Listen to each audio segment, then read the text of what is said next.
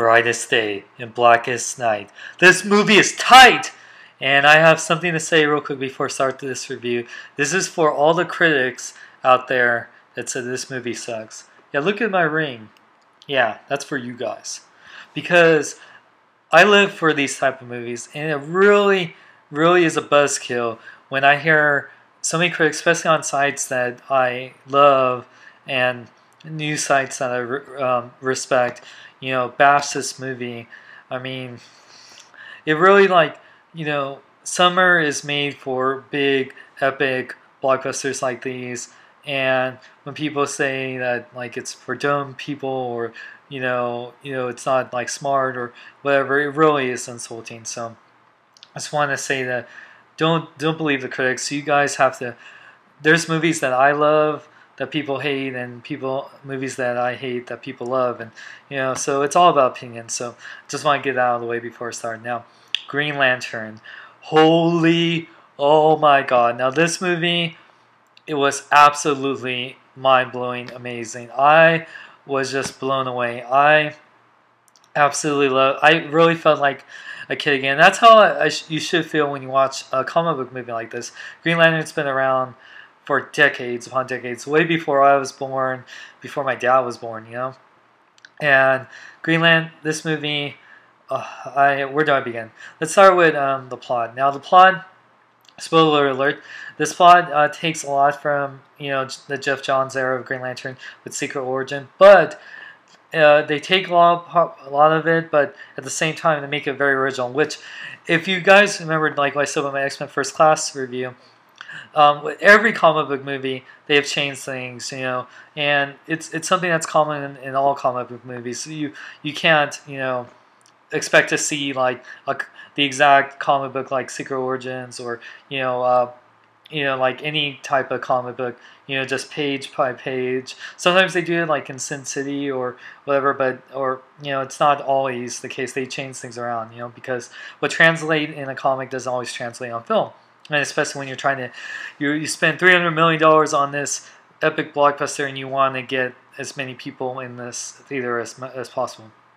Now the plot, I really liked that, even the things they changed, like Parallax, the one that wounded Albin Sur, and it was cool because one thing no one's really talked about, notice, and a big spoiler alert, Parallax was really Krona the whole time, because Parallax possessed Krona, or he became Parallax, and when he gets killed at the end, I think that's just Krona, not Parallax, because Parallax could and will probably be back in the film, and I'll touch on that in a bit.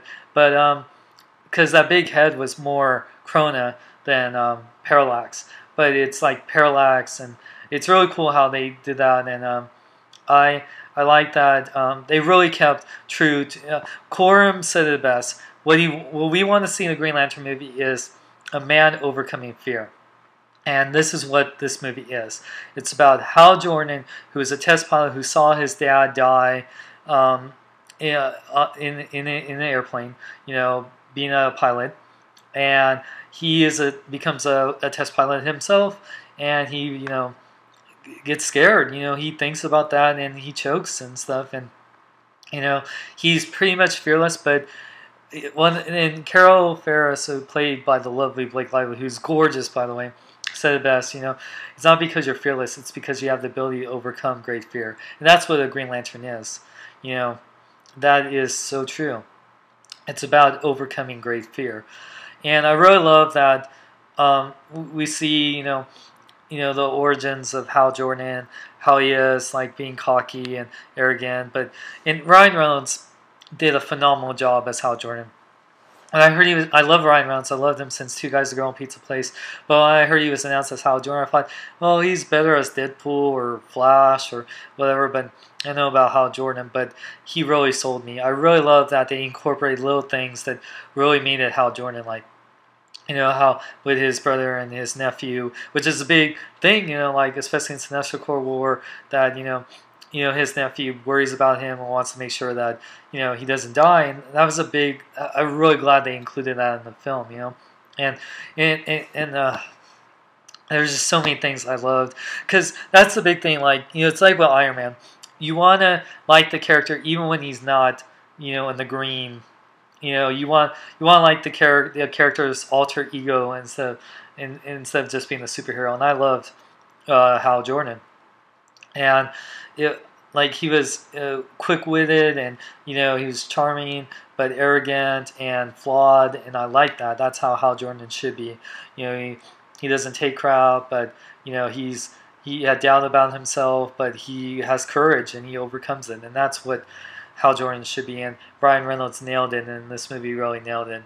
The cast said how much I love Ryan Reynolds, and he was absolutely amazing.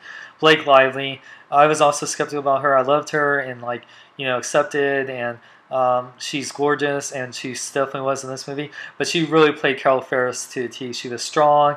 She worried about Hal, but she's so strong, and she didn't take his crap, and she was really pushing him, and I really liked that. She was really pushing him to become the man he should be. And Sinestro, played by Mark Strong, who I loved in Kick-Ass and Sherlock Holmes, and he is just awesome. He is just so awesome as Sinestro, and I just love the little ties they have to.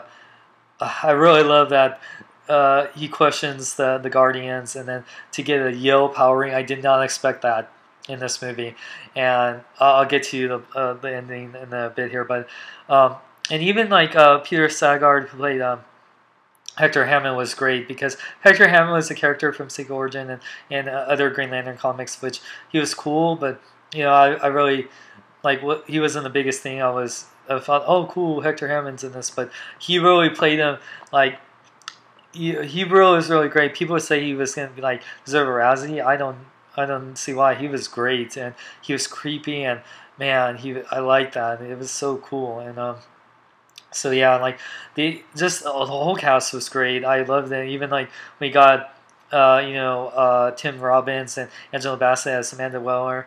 Yeah, oh man. So the action was awesome. I've seen stuff at WinterCon and the clips and on the big screen, especially in 3D. The 3D was really great. I really love the 3D in this. One of the best 3D films I've seen all year. And it really popped out, and the constructs looked amazing. I love the training sequence with Kilowog and Sinestro in the beginning. I love the Parallax fight, or the fight with Hector Hammond. It was awesome. The special effects looked great. People complain about the CGI. Listen, people love Star Wars, even the prequel films, and those are very CGI heavy films.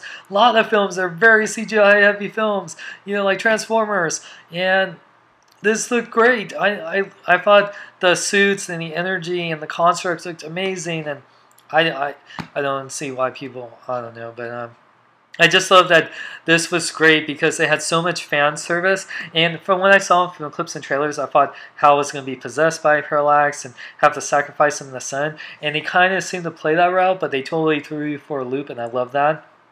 And it was just so great to see Oa. It was beautiful seeing so many core members that you can probably see: Green Man and Stell and Gahoo, and so many Green Lanterns and stuff. Even though I would love to see more of them talking, but we got the gist of the main ones that we care about, like Tomar-Re and Kilowog and Sinestro, and the Guardians talk, and they talk like what I thought they would. So this movie was epic. It was mind blowing.